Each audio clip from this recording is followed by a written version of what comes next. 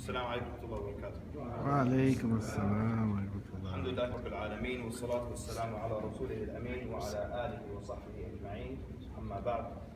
So we're just wrapping up. We've been for a couple of weeks discussing the angels, their roles, and their role in actually getting us to have taqwa, meaning to be conscious of the fact that we're being watched and our actions are being recorded. So we mentioned the angels on the right and left that write down everything we do of good and bad deeds. We mentioned that there are angels in front of you, one in front of you and one behind you. And the scholars say these four are with you 24/7. They never leave. There are other angels that come and go, but these four are with you the entire time. Now, Nabi sallallahu alaihi wasallam was asked about ihsan, which is the highest level of iman. And the Prophet sallallahu alaihi wasallam said, al-ihsan an ta'bud Allah ka'annaka tarah. That you worship Allah Azza wa Jal as if you could see Him. And then He gives like a second level. And if you cannot see Him, that you always remember that He can see you. So this description of the highest level of iman, that you worship Allah Azza wa Jal as if you could see Him. And this is something that always shines through in the biographies of the righteous that lived before us. They always behave as if they could see the unseen. So we'll take the example of the four angels. So now we all know that there are four angels that are with you 24/7. If you could see these four angels with you the whole time, would you ever feel that you're alone? Would you ever feel that now I'm alone, I can close my doors and my windows and I can commit a sin? No. If you had this entourage of four, like what if we just chose four people from the community and they're just going to walk around with you for a full week? Or if we're going to have like a reality TV show where a camera crew will follow you and record audio and video, everything that you say and do for a full week. Then they're going to edit that tape and they're going to play it in front of the community on the day of Friday. And how would your behavior be for that whole week? Fajr alarm rings, you stand up instantly because the cameras are there. Everything is barakallah, astaghfirullah, jazakallahu khayran, mashallah. The speech is great and the conduct is excellent. Why? Because you see a group with you, recording everything you say and do. So your actions are being recorded. When you're conscious of that, you behave differently. So what if we could behave as if we could see the angels that are with us? And we should be able to behave as if we could see them. Because interesting, you find in the Quran that Allah subhanahu wa ta'ala will ask the Prophet sallallahu alam tara, in many parts of the Quran, do you not see? Do you not see? One of the easy ones that we all know, alam tara, do you not see? كيف فعل ربك بأصحاب الفيل? How your Lord dealt with the people of the elephant. Now, what year was the Prophet ﷺ born? The year of the elephant. The year of the elephant. So there's no way he could have seen it. Even if he was born in the beginning of the year and this happened at the end, he couldn't have seen something like this. So the scholars say, why does Allah subhanahu wa ta'ala ask, do you not see? Do you not see that Allah is praised by those that are in the heavens? The Prophet ﷺ couldn't have seen that.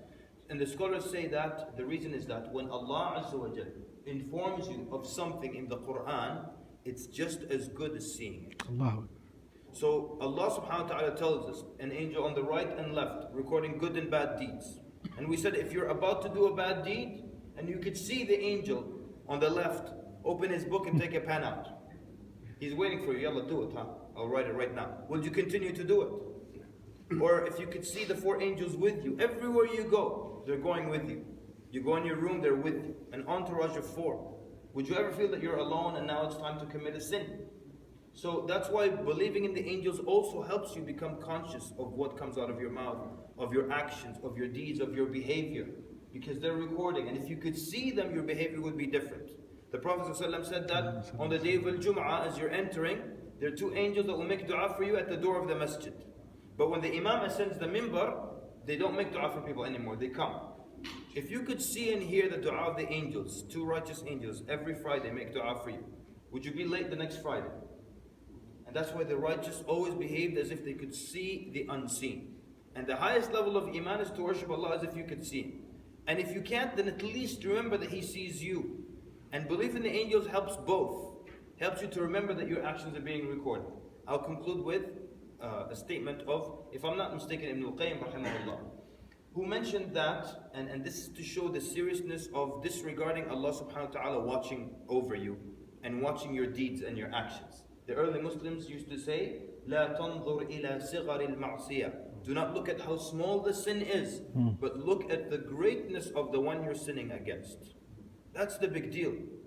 So Ibn Qayyim rahimahullah mentions that someone might be in their room, alone, in their home, doing something haram. Then the wind blows and the door rattles or moves and you think it's someone and you jump in fear, thinking that someone's going to walk in on you to see you commit this sin, but you don't care that Allah subhanahu wa ta'ala is watching you. Or you're afraid that someone might watch you, see you commit this sin, but you don't care that Allah subhanahu wa ta'ala sees you. He says the fact that you don't care that Allah sees you committing the sin can be worse than the sin itself that you're committing. Worse than the sin itself that you're committing is the fact that you don't care that Allah subhanahu wa ta'ala watches you commit the sin. And that's why first and foremost we have to be aware of Allah subhanahu wa ta'ala watching, and that has to be the biggest deal. But when people commit sins now, they make sure that no human being can catch them, no eye will fall upon them, no camera will catch them. They close doors and windows and blinds and all that, but they don't care in the least that Allah Azza wa Jalla is watching. And the fact that they don't care Allah is watching is more of a sin sometimes than the sin itself that is being committed. We ask Allah Azza wa Jalla to make us of those who are God conscious, who have taqwa and are aware that their deeds and their actions are being watched and being recorded. Jazakumullahu khairan, sallallahu wa barak ala Muhammad.